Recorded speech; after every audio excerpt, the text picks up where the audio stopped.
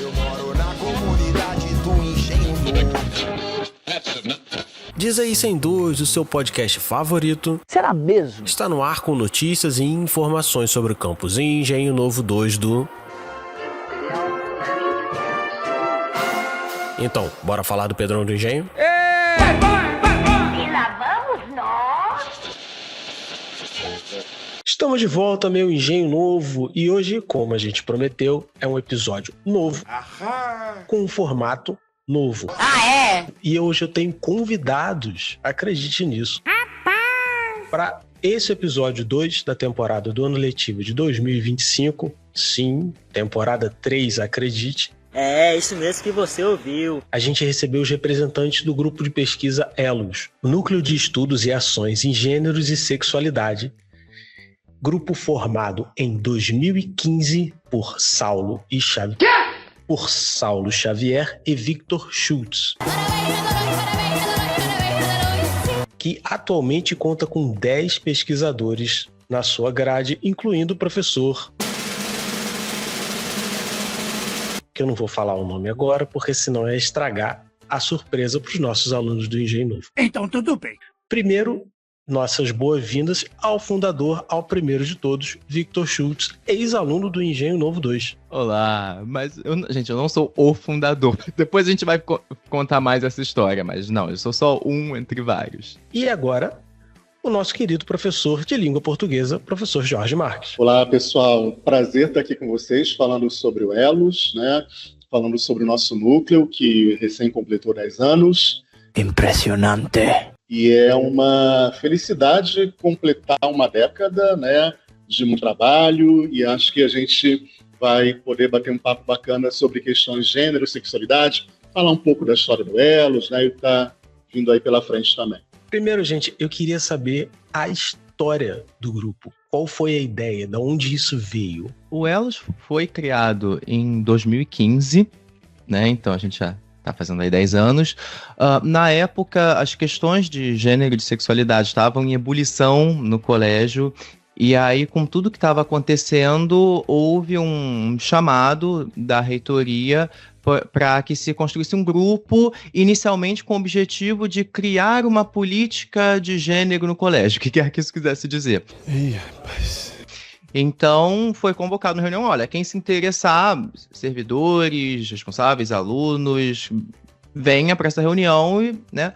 E aí a gente fez várias reuniões, né, naquele ano de 2015, então com pessoas diferentes participando, no início muita gente, até meio que definindo o que ia ser aquele grupo, né, e aí algumas pessoas foram chegando, outras foram saindo, até que se formou o ELOS, né, foi portariado com aquela configuração das pessoas que estavam ali. E apesar disso, nunca foi nunca esteve dentro do organograma da reitoria, nunca foi parte da gestão, né? A gestão deu esse start, né? Então, precisamos disso, mas o grupo sempre foi independente e ele acabou que nunca foi criado, ele nunca criou um documento de política de gênero do Colégio Pedro II. O que ele acabou se configurando foi um grupo com uma atuação diversa dentro dessas questões. Então, nós, ao longo dos anos, fizemos atividades de formação para os alunos, para os servidores, né, e muitas vezes dando contribuições, propondo mudanças na instituição, mas a gente acabou se configurando por essa atuação mais diversa, né, em diferentes frentes.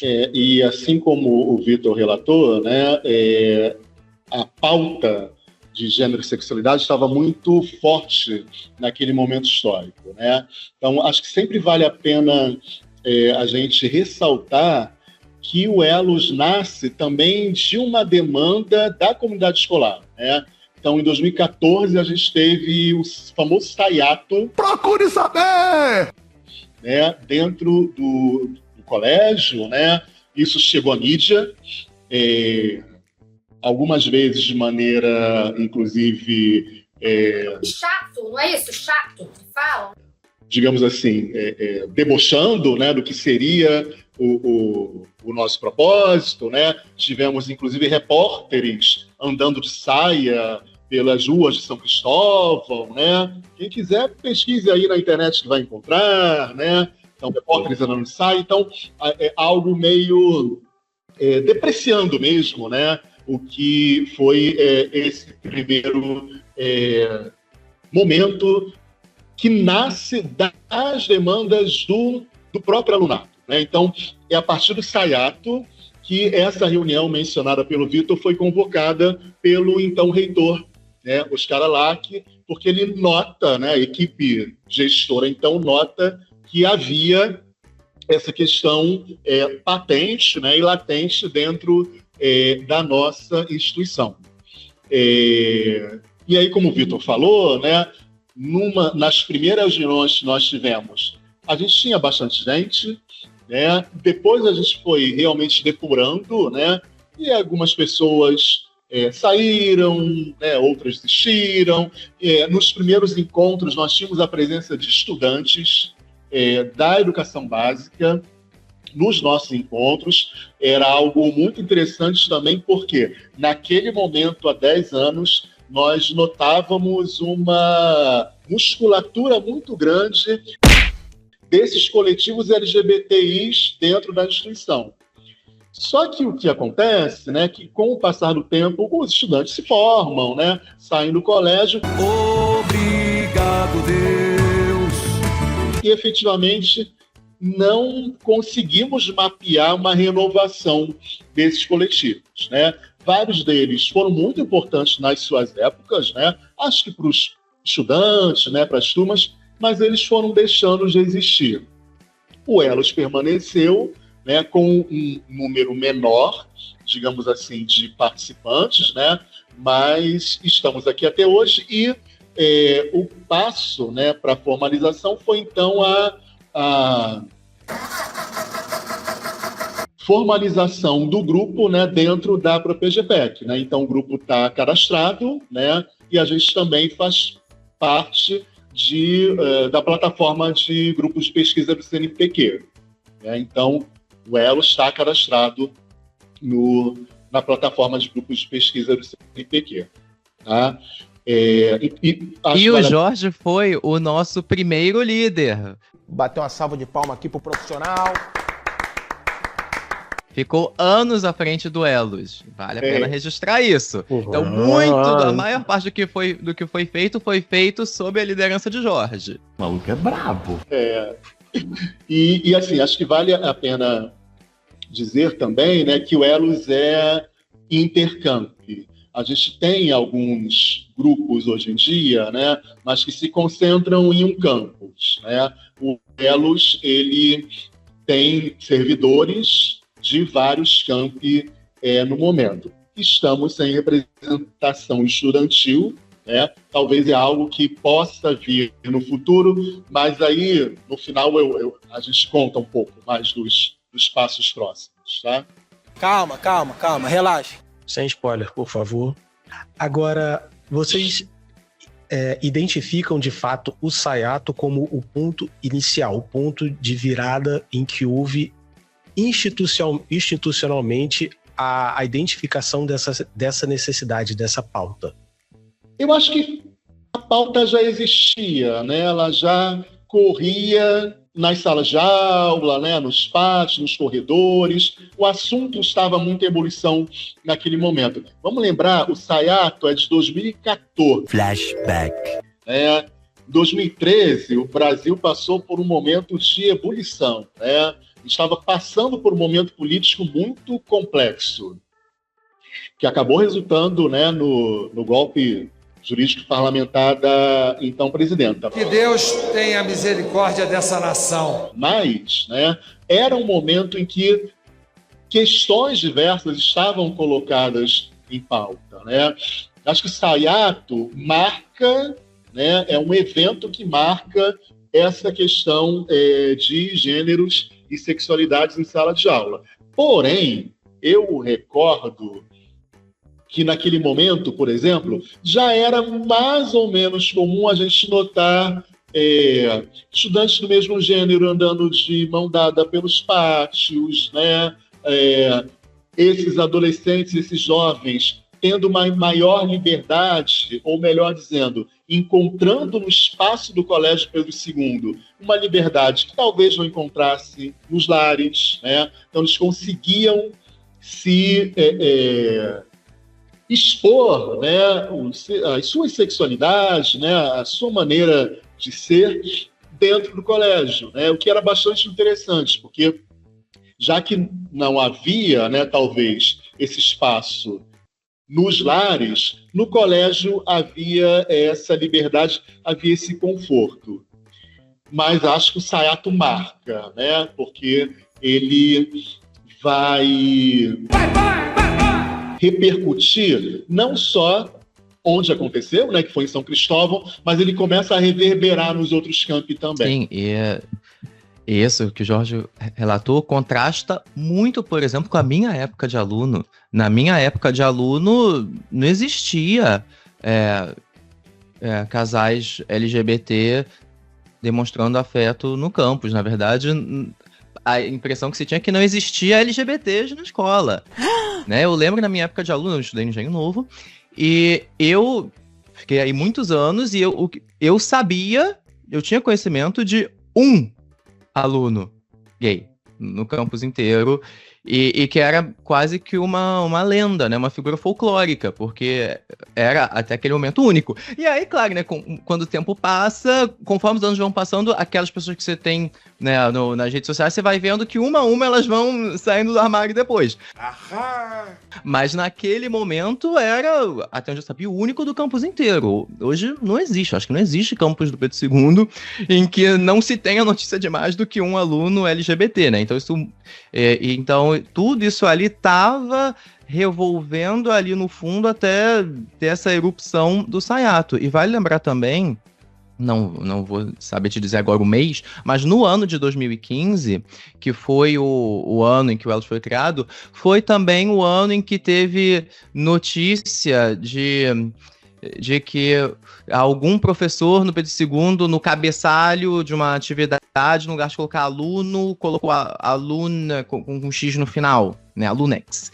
E aí saiu no jornal, né, que, ai meu Deus, olha o que estão fazendo com a língua portuguesa no Colégio Pedro II. Então, você vê que, primeiro, se teve aquele cabeçalho, é porque você tinha, inclusive, de parte, né, do corpo docente, dos servidores, uma consciência, um compromisso maior com essas questões e que isso gerava resultados que extrapolavam, inclusive, os muros da escola, saindo na mídia e tal. Então, isso tudo estava realmente fervendo naquela época. Como vocês falaram, vocês vão completar 10 anos agora e eu queria fazer Acelera bem, acelera!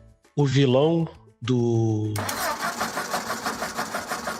orientador e pedir para quem quiser passar o currículo Lattes do Elos até o presente momento. O que vocês desenvolveram que vocês têm muito orgulho de que fizeram até hoje? Eu não tenho como não. Eu acho que são principalmente os eventos, né?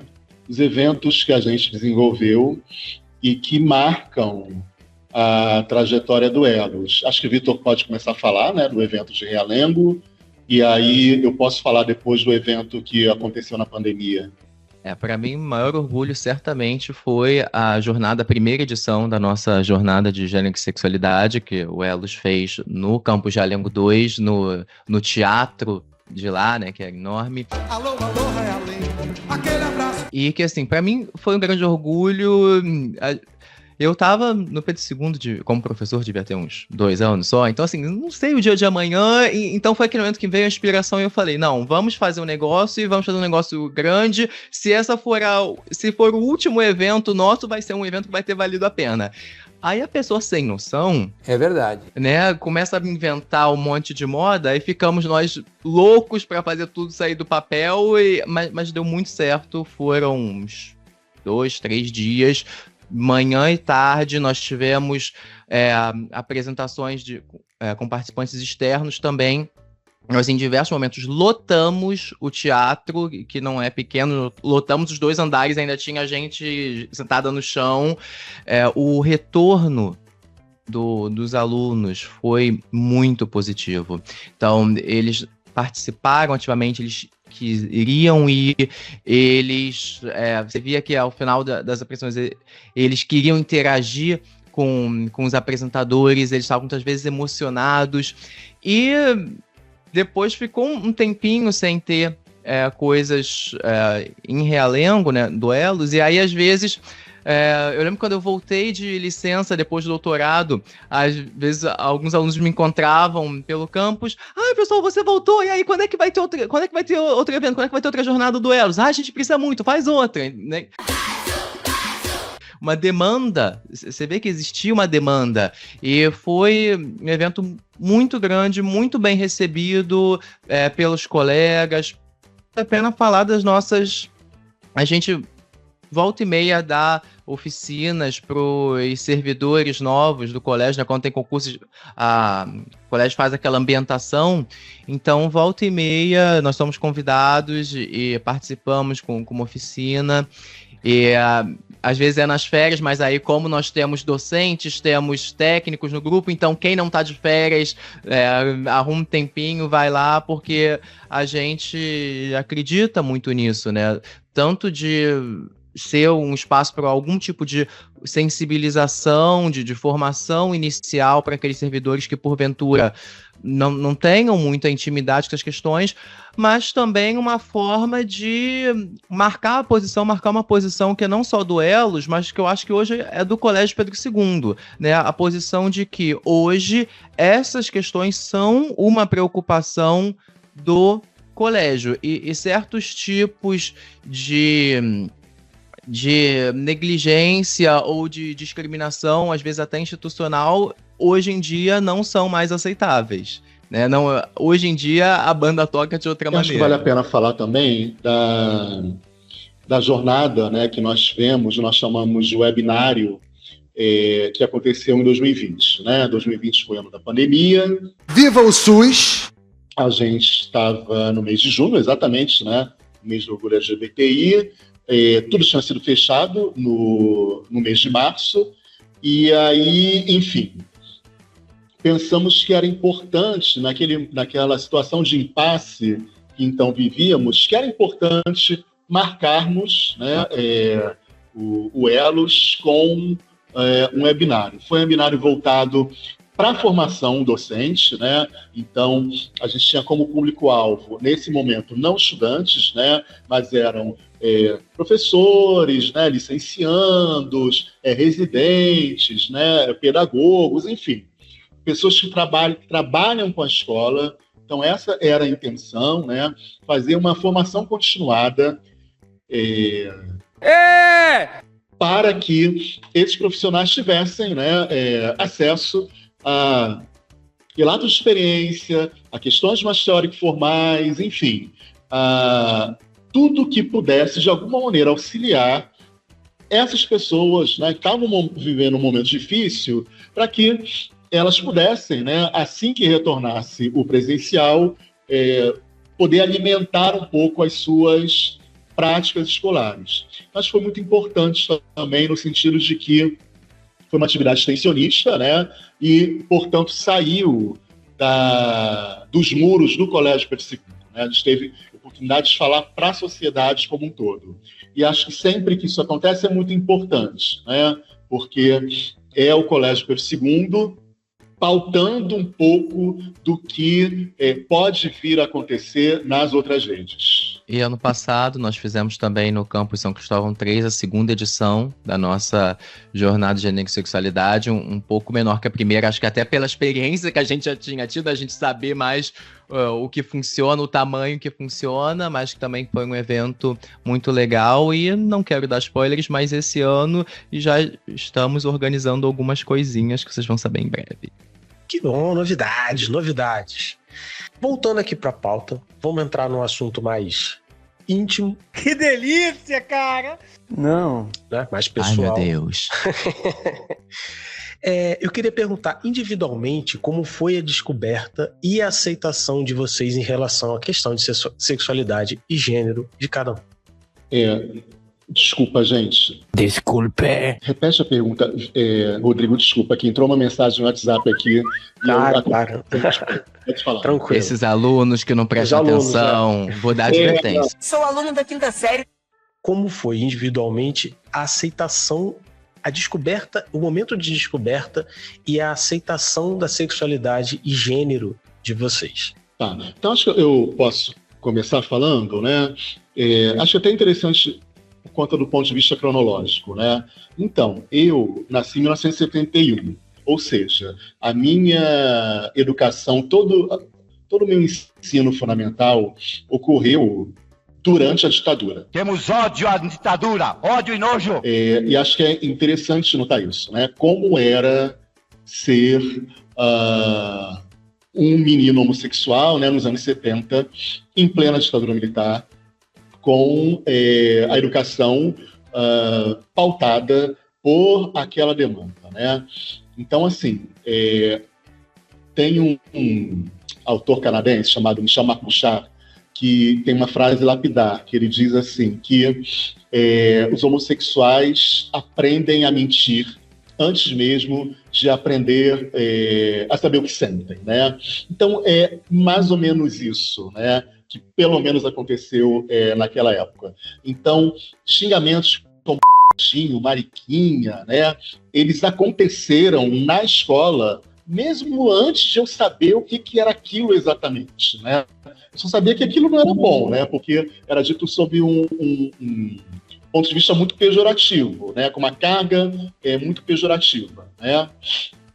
Mas, enfim, e acho que tem a ver também, né, com a questão de que ainda hoje existe, né? De ser um aluno muito comportado, um aluno que tinha o material todo em dia, né? Então, apenas isso já caracterizava o fato de você ser taxado de mariquinha, né? Claro que depois, né, você acaba entendendo o que é aquilo, né? E por que aquilo é tão complicado, né? E aí, partindo efetivamente para a tua pergunta, né? A minha geração, ela acaba tendo dois entraves muito grandes, né, para conseguir efetivar sua sexualidade. Primeira questão do contexto econômico-político da época, que era a ditadura militar, né? Ódio e nojo! Mas logo depois, no início dos anos 90, explode a epidemia da AIDS, né? Então, um entrave após o outro, né? Uma geração que sofreu muito, né? A gente teve que passar por muitas barreiras, né? Mas, efetivamente, o meu encontro com a minha sexualidade, ele ocorre apenas na universidade, né? É um momento em que realmente eu consigo me entender, consigo tecer afetos, né? Não sem medo, porque eu tive colegas relativamente próximos, né, que foram detectados naquele momento com HIV e morreram, né, durante ainda o curso, né, de graduação. Então, acho que para as pessoas, né, que nasceram, são pertencentes à minha faixa etária, né, conseguiram viver, né, com a sua sexualidade de maneira muito interrompida, né, por conta desses dois marcos que eu vejo dentro do meu crescimento pessoal, né, que são um universo muito fechado, que tem a ver com a questão da ditadura.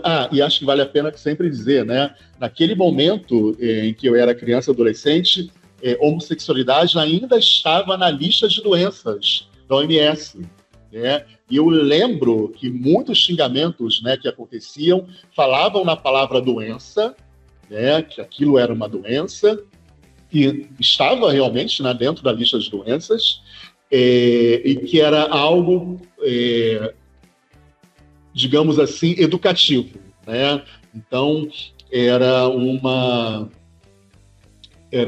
bullying, que não havia esse nome na época, então, né? Mas esse bullying era, digamos, um bullying educativo. É paradoxo que chama isso aí. né? Porque na visão daquelas pessoas, né, teria que se consertar porque aquilo era uma doença. Doideira! Dentro da escola, não me lembro de nenhuma ação efetiva, sistemática, de pedagogos ou professores que tentassem proteger aquelas crianças, aqueles adolescentes. Isso passava batido, não havia nenhum respaldo, nenhuma proteção mínima que acontecesse, né? E aí, dentro da universidade, é um mundo que se abre, né? Você conhece muitas pessoas, você conhece novas pessoas, porém, naquele momento, de maneira muito amedrontada, por conta do relato, né, que eu passei aqui, que tem a ver com a questão do vírus HIV. Aí eu já estou falando dos anos 90, né? A gente tem uma série de artistas e pessoas famosas morrendo, né? Então, Cazuza, Renato Russo, Cláudia Magno, Sandra Breia, enfim, muitas pessoas morrendo, né? Uma atrás da outra. E, para além disso tudo, o convívio, né, com um colega especificamente, que era um aluno brilhante dentro da faculdade, e que também acabou falecendo, né? Então, foram etapas, né, muito difíceis de serem vencidas por aquela geração, né? Então, é mais ou menos isso, né? A história daquela geração é uma história árdua, né, de muita luta, até conseguir chegar nos dias de hoje. Praticamente uma aula de história, né, Jorge? E é impressionante como algumas coisas mudaram tanto e como outras mudaram tão pouco, né? Eu tenho 37 anos e estudei no Engenho Novo a partir de 99, então iníciozinho dos anos 2000, que foi quando eu entrei no 6º ano. E, de certa forma, talvez os meus colegas tenham sido mais rápidos do que eu em me entender, né? Porque aquele clássico, como o Jorge falou, antes de você mesmo saber de qualquer coisa, você já recebe um monte de rótulos carinhosos, para não dizer o contrário, né? Sarcasmo! E sofri bastante bullying no colégio, e o colégio e os servidores faziam vista grossa escandalosamente, porque não tinha como fingir convincentemente que não se estava vendo, que não se estava ouvindo. Mas isso é enganar. Se operavam milagres nesse sentido, né? Mas para mim, acho que eu comecei a suspeitar que tem alguma coisa aqui. Eu tinha uns 12, 13 anos, né? Eu estava no Fundamental 2. E foi, assim, um processo, né, longo de alguns anos até eu chegar a alguma conclusão. E talvez, em parte, também porque não se falava tanto disso, né? Mesmo nos anos 2000, né? Não se falava no sentido de, fulano é era fofoca, ou então para fazer piadas sobre, mas não se falava seriamente sobre essas questões, e a gente, na escola, também não tinha referências, né? Porque eu falei mais cedo, tinha um aluno no campus inteiro que se sabia que era gay, e só. Né? Quando você ligava a televisão, você era aquele personagem da novela que estava ali para provocar riso. Então a gente não tinha referências do que era, de fato, a vida de uma pessoa LGBT de verdade que a gente conhecesse. Então foram assim, alguns anos, né? Mas, por sorte, eu tive o apoio já desde a adolescência de uma grande amiga que eu fiz no Pedro II, que é minha amiga até hoje, Jéssica, beijo. Maravilhoso! Né, que foi um grande apoio. Depois, quando eu contei pra minha família, já com 18 anos também, tive total apoio. Já em 2006, se não me engano. Foi há 84 anos. Então, já era uma época em que, assim, a fama da Faculdade de Letras era mulher e gay.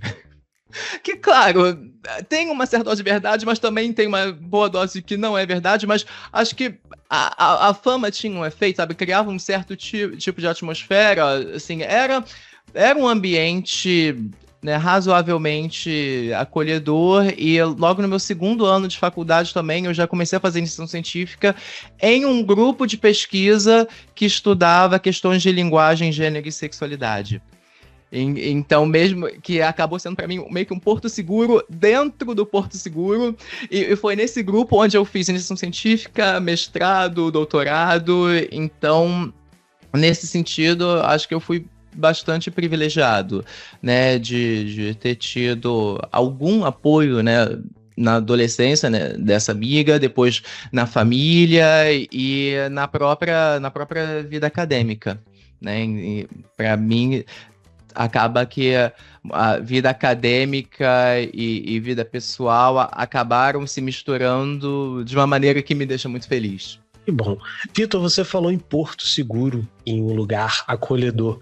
Quem era a pessoa para você, que você contava tudo, que você sentiu à vontade, a primeira pessoa com que você dividiu essa descoberta? Foi essa amiga, né, do Pedro II, porque foi a primeira pessoa que eu contei pra ela antes dos meus pais, e que desde o início sempre me deu total apoio e... Que lindo, cara! E que foi fundamental, né? Porque você precisa ter algum tipo de apoio, principalmente quando você não tem referências. Por isso que eu acho tão bonito ver os nossos alunos hoje, que eles têm referências ali no campus o tempo todo, entre os colegas, entre os servidores. Essas questões são estudadas no currículo, tem currículos de disciplinas que, em determinada série, estudam especificamente gênero e sexualidade, é matéria.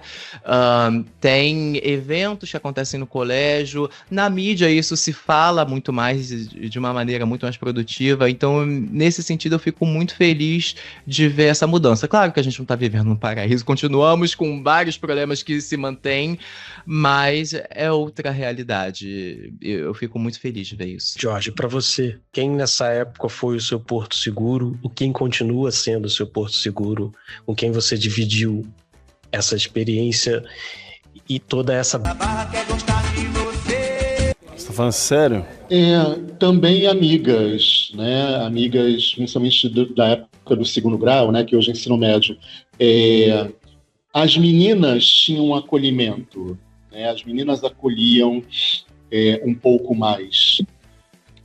Acho que também porque havia um discurso, né, dos rapazes, né, era sempre um discurso de atacar, né, um discurso preconceituoso, até para que eles próprios reafirmassem entre eles que eles não eram gays, né? Mas a masculinidade frágil é tão frágil que se fere com pouco. Então, por conta disso, as meninas eram acolhedoras, algumas delas, né? E aí essas amigas, né, foram as pessoas com as quais eu primeiro tive, né, oportunidade, né, de conversar e desabafar. Nesse sentido, foram muito importantes, né, naquele momento na minha vida. E é engraçado, fazendo um retrospecto, até os dias de hoje, eu tive poucos amigos homens, né, a maioria de amizades que eu tenho até hoje em dia são mulheres, né? E acho que isso nasce dessa experiência, né? A experiência da escola, né? Que foi uma experiência na qual eu consegui ter, né, esse suporte das meninas, né? Dos rapazes nunca. E você fez letras. Petulante. Também, né? E aí tem isso, aí na faculdade de letras, sei lá, acho que 85% do público é feminino, né? E você acaba fazendo amizades com mulheres, né? Então tem toda essa circunstância também. Mas de fato tem isso, né? Muitas vezes, infelizmente, pro menino, pro homem, se construir como homem envolve ele garantir que ele tá eliminando, garantir que ele não é feminino e que ele não é gay. Né? E isso acaba muitas vezes causando certos receios. Eu vou aproveitar que o Jorge falou na idade, na questão, né, da diferença de idade de vocês. Eu não ia tocar nesse assunto, mas já que ele trouxe.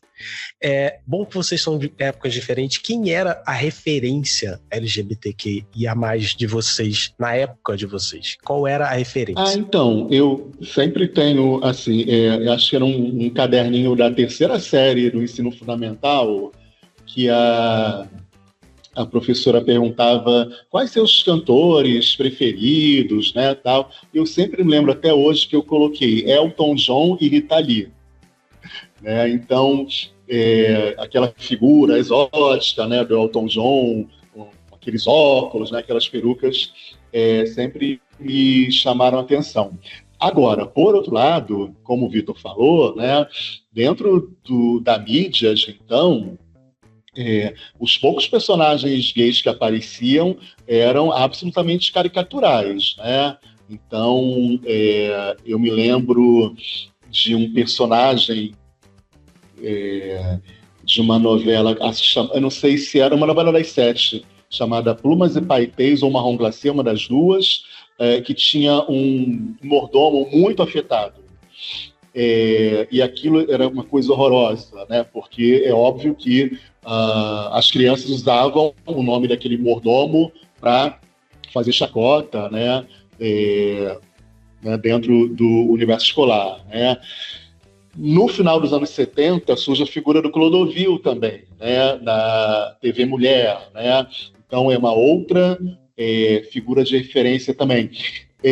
Só que acho uma questão interessante, né? Porque ele consegue se diferenciar das outras figuras em Panorama, e eu me lembro muito da minha família falando, pô, aquele cara inteligente, porque ele venceu o concurso 8800, né? Que era um concurso famoso de TV da época, né? Era um concurso de perguntas e respostas, e o Clodovil foi até a última pergunta e ganhou os 800 cruzeiros, né, da época, né? Dinheiro! Era perguntas sobre Dona Beija. Referência de velho!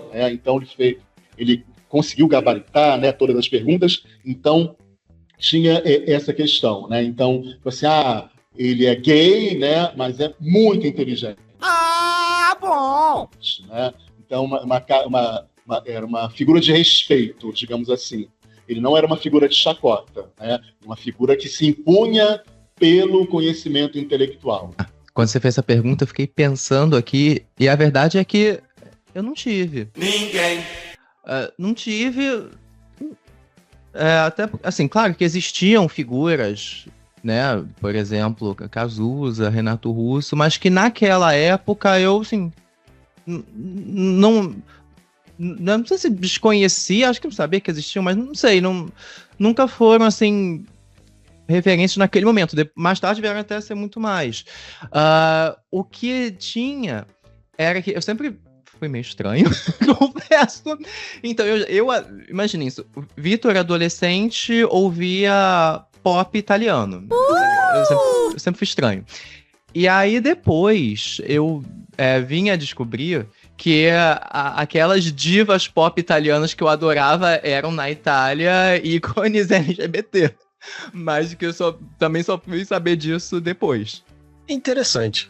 Agora, vamos virar um pouco a pergunta. Como é que vocês se sentem sendo a referência dos alunos hoje em dia? É confortável esse lugar? Eu nem sei se eu sou. Sim, sim, sim, sim, sim, sim, sim, sim, sim, sim, sim.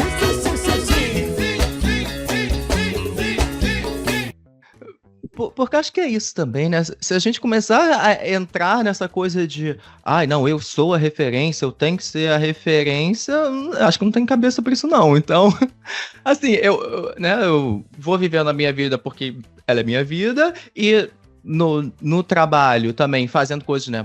Por exemplo, junto com elos, porque são coisas nas quais eu acredito e que eu acho que são importantes. Então, eu imagino que, né, isso não sei se me torna pessoalmente referência, mas assim, acho que gera algum tipo de ponto de referência para os alunos e eu fico muito feliz disso, mas também acho que não dá para pensar demais em ser referência, não. Acho que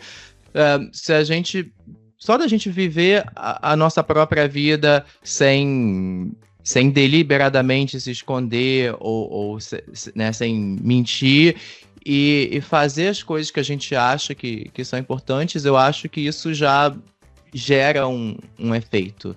Então, acho que eu prefiro não pensar em ser uma referência, assim, do ponto de vista individual, deliberado. Então, eu sempre costumo fazer, na primeira semana de aula, uma atividade que dá a oportunidade dos alunos saberem um pouco da minha vida pessoal. Eu sou professor há algum tempo já do 6º ano do ensino fundamental, né? E aí... Olha ele, sou professor há algum tempo, não quer dizer quanto tempo, a gente percebeu, tá, Jorge? Olha o passarinho cantando, que coisa bonita. E aí, assim, eu sempre... eles fazem uma entrevista, né, entre eles, e depois eles se apresentam, né, para o resto da turma, reportando o resultado da entrevista. Né? E aí, no final, né, de toda a dinâmica, um aluno apresenta o outro, e aí eu falo para eles, bom, então, né, agora já conheço um pouco de vocês, então chegou a hora de vocês me entrevistarem, né? Então, podem fazer as perguntas, né, que vocês quiserem, e aí surgem as perguntas de mais diversos tipos, né? E aí sempre vai surgir aquela pergunta, você tem filho? Né? E eu respondo assim muito secamente, não. Você é casado? Sou. E aí depois surge naturalmente, qual o nome da sua esposa? Eu não tenho esposa, né? E aí eu sinto que fica um nó assim, né, na cabeça dele. Né? Insira aqui o meme da Nazaré confusa. Tela azul total. Exatamente. E aí, quando, né, aí acho que alguém saca, né, e aí pergunta, então, qual o nome da pessoa com quem você é casado, né, assim e tal. Aí eu falo, Gustavo, né, e aí... agora eu entendi! Não tem mais dúvida nenhuma. E eu faço... de propósito, porque acho que é importante que isso ocorra na primeira semana de aula, né, para que eles saibam exatamente, né, que eles têm um professor que é homossexual. Nunca tive nenhum retorno negativo, né, sempre alguns se assustam, né? Eu tô passada, chocada. Toma um espanto, enfim, mas assim, de maneira em geral muito tranquila com relação a isso, e acho que é importante para eles, né, naturalizar o fato de terem um professor que é gay, né, porque isso torna, né, menos distante a relação com outras pessoas que eles vão conhecer durante a vida, né, então eles vão poder falar, né, estou conhecendo aqui o fulano, mas meu professor de português lá na escola também é gay, né? E tá tudo bem, né? Tá tranquilo. E isso é inclusive um privilégio, entre aspas, nosso de poder ter esse tipo de postura, né, no colégio, e dos alunos de poderem ter esse tipo de referência, porque eu tenho conhecidos, acho que todos nós temos conhecidos que atuam, por exemplo, em escolas, muitas vezes privadas, em que eles têm que fazer de tudo para fugir disso. Eu tenho conhecidos que tiram aliança para ir trabalhar, porque são escolas em que, se eles falarem sobre isso e estando com a aliança no dedo, em algum momento vão ter que falar sobre isso pode gerar um problema grande para eles. Pegando esse gancho da atividade que o Jorge falou que faz com os alunos, super importante, agora vocês podem responder tanto pelo Elos quanto pessoalmente. Quais são os avanços que vocês viram até agora no Pedro II ou na sociedade? Fique à vontade para falar tanto dentro das paredes do colégio quanto fora na sua vida social. Eu acho que nesse período, né, a gente viveu um momento regressivo da sociedade, né, o que não necessariamente impactou na realidade do colégio. Acho que impactou no sentido de que, por exemplo, hoje a gente vê um número menor ou quase inexistente de coletivos LGBTI vindos dos estudantes, né? Naquela época em que o Elos começou, havia uma atividade muito mais orgânica que deixou de existir, na minha avaliação, dentro do colégio, né? Agora, houve avanços dentro da sociedade, né? Então, a questão da adoção de crianças por casais homossexuais, né? A própria questão da legalização do casamento civil homoafetivo, a questão da doação de sangue, né? Que é super recente, de 2020, se não me engano, né? Que até então pessoas homossexuais não podiam doar sangue, né? Então, houve avanços dentro da sociedade, todos eles garantidos pelo Poder Judiciário e, por outro lado, né, dentro do nosso cotidiano escolar de Colégio Pedro II, eu consigo notar esse regresso, né? Então, os grupos de estudantes, os núcleos, os coletivos de estudantes que existiam, deixaram de existir. Talvez eles existam hoje em dia, né, amalgamados dentro dos grêmios, né? Então, talvez, né, o Grêmio A, o Grêmio B, o Grêmio C tenha, né, dentro desses grêmios existam, né, grupos de trabalho, né? Eu realmente não consigo identificar, mas coletivos especificamente sobre essas temáticas deixaram de existir dentro do colégio. E acho que a gente não pode naturalizar, né, dizer que foi só uma coincidência, que aquela geração passou, né? Claro, aquela geração passou, mas por que os colegas que vieram depois não levaram adiante, né? O que aconteceu? Houve algum fenômeno ali, né, que impediu, ou que tornou menos interessante, né, que os colegas levassem adiante. Mas eles deixaram de existir. É aquela história, né? Os avanços nunca são constantes e lineares e vai sempre melhorando a cada vez mais, né? É sempre você dá um passo à frente, dá um passo atrás, dá dois à frente, mais um atrás, né? Até porque como a sociedade não muda de valores como quem troca de roupa, né? Então, se você tem um grupo que luta por determinadas mudanças, isso vai enfrentar reações e que em alguns momentos vão ser muito fortes. Mas, de fato, hoje isso é uma questão. Então, mesmo quando, às vezes, nós vemos discursos reacionários horrorosos, né, para tentar que se volte atrás, esses discursos horrorosos só existem porque nós estamos conseguindo coisas, porque nós estamos conseguindo fazer barulho e obter avanços suficientes para que seja necessária uma reação de quem quer garantir que nada mude, ou que o que mudou volte atrás. Então, né, não é agradável, mas a gente tem que ver esse lado positivo também. Se há isso, é porque algo mudou. E hoje em dia essa é uma questão, né? Essa gênero e sexualidade, assim como outros, como por exemplo a questão racial, são grandes temas na nossa sociedade. E às vezes tem gente falando coisas horrorosas sobre eles, mas são grandes temas. Antes não eram. A situação de discriminação de grupos minoritários era normalidade, né? Então isso acho que foi um avanço. Além, claro, de questões, por exemplo, como o Jorge falou, que foram conseguidas via judiciário, mas que minimamente existem, por exemplo, o casamento homoafetivo. Nós tivemos ao longo dos anos em documentos que regem a educação, por exemplo, questões de gênero e sexualidade, e essa é uma área em que nós realmente tivemos muitas idas e vindas, mas se a gente pegar um panorama das últimas décadas, nós tínhamos orientação sexual nos parâmetros curriculares nacionais lá do meados dos anos 90. E quando você lia a descrição, na verdade, o que eles chamavam de... Acho que não sei se era educação sexual ou orientação sexual, mas o que eles chamavam... O que eles chamavam com aquele nome, na verdade, englobava questões de gênero e de sexualidade. Existe uma Lei Maria da Penha que diz que os currículos escolares devem contemplar questões de gênero.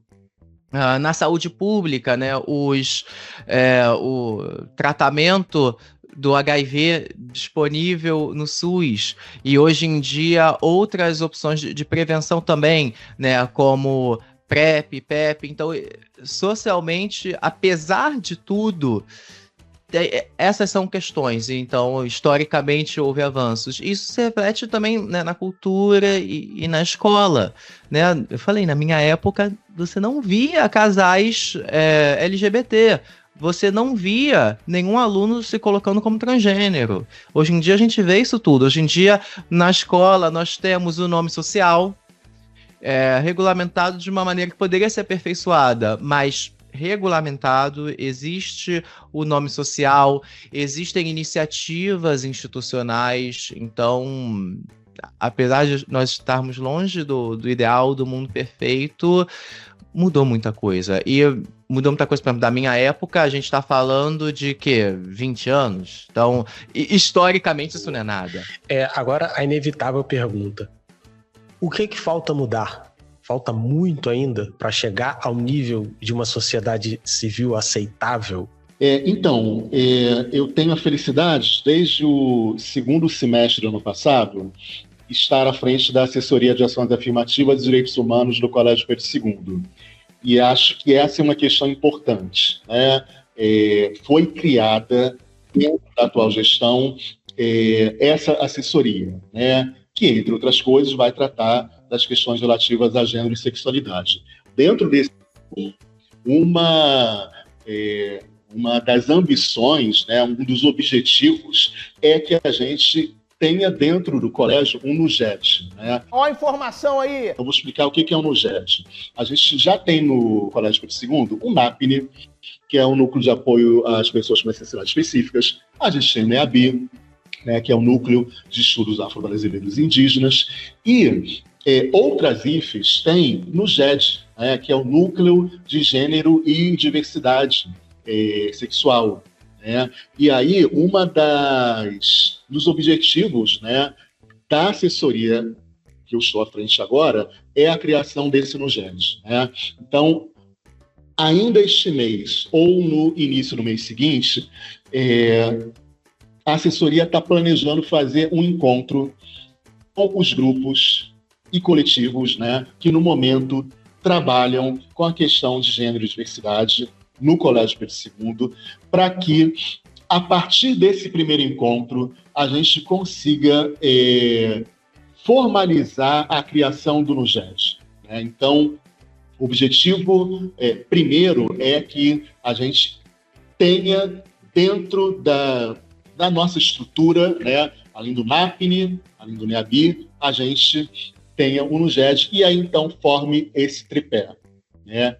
Outras IFES já têm, algumas não têm, algumas estão em construção, né, como o Colégio Pedro II, mas enfim, esse é o próximo passo que a gente prevê, né, e ambiciona, e que é importante que o colégio tenha dentro da sua estrutura. Então, é isso. O futuro, né? Nosso futuro é esse, a criação do NUGED. Nossa ambição é essa e vamos construir o NUGED, então, dentro do colégio. Eu não vejo muita diferença entre no Colégio Pedro II e fora, porque o Colégio Pedro II está, né, na sociedade, é permeável à sociedade, mas assim, pensando muito localmente, existem coisas que podem ser aperfeiçoadas. Por exemplo, em relação à forma como o nome social está regulamentado. Inclusive, não sei se quando essa entrevista for ao ar já vai ter acontecido ou vai estar em vez de acontecer, mas dia 24 agora de junho nós vamos ter uma roda de conversa sobre isso na própria GPEC. Tá todo mundo convidado. E a gente, né, então a gente está repensando isso, mas eu acho que o mundo ideal seria um mundo em que a gente não precisasse estar tendo essa conversa aqui.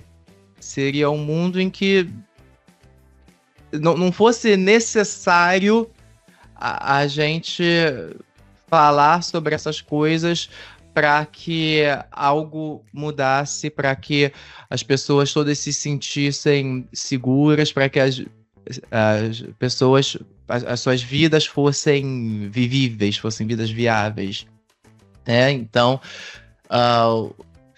muitas vezes, inclusive a gente fala muito em tolerância, não sei o que e tal. Claro que assim, não vou ficar reclamando que, não, porque a pessoa usou a palavra que não é muito legal. Me importa o que a pessoa tá fazendo. Mas eu não quero um mundo em que a diversidade sexual e a diversidade de gênero sejam toleradas. Na verdade, eu não quero nem, talvez, um mundo em que essas pessoas precisem ser respeitadas como algo especial, sabe? Eu gostaria de um mundo em que não existisse um padrão, uma norma, e aí o resto tudo, não, isso aí é uma exceção, mas a gente respeita, tá? Então, no mundo ideal... Um mundo que eu nunca vi. Seria isso, não teria essa coisa de você pressupor, por exemplo, que até que de contrário, é todo mundo hétero, é todo mundo cisgênero. Tá, se alguma pessoa não for, a gente respeita fazer o quê? Então, o meu mundo ideal é o mundo justamente em que, se fosse ponto pacífico, que as pessoas são diversas em termos de gênero, de sexualidade, de raça, de etnia, do que quer que seja, e consequentemente não tivesse determinada identidade tida como padrão, e aí as outras são as exceções que às vezes se respeita mais, às vezes se respeita menos, às vezes se tolera, porque se a gente conseguisse chegar a esse ponto, todo o resto se resolveria sozinho.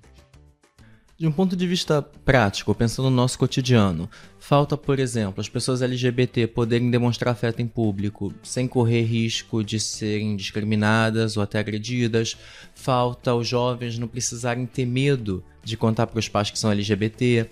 Falta deixar de existirem terapias de cura, entre aspas, para pessoas LGBT. Falta personagens LGBT aparecerem regularmente nos livros que são usados na escola, sem que isso gere uma revolta em grupos de responsáveis.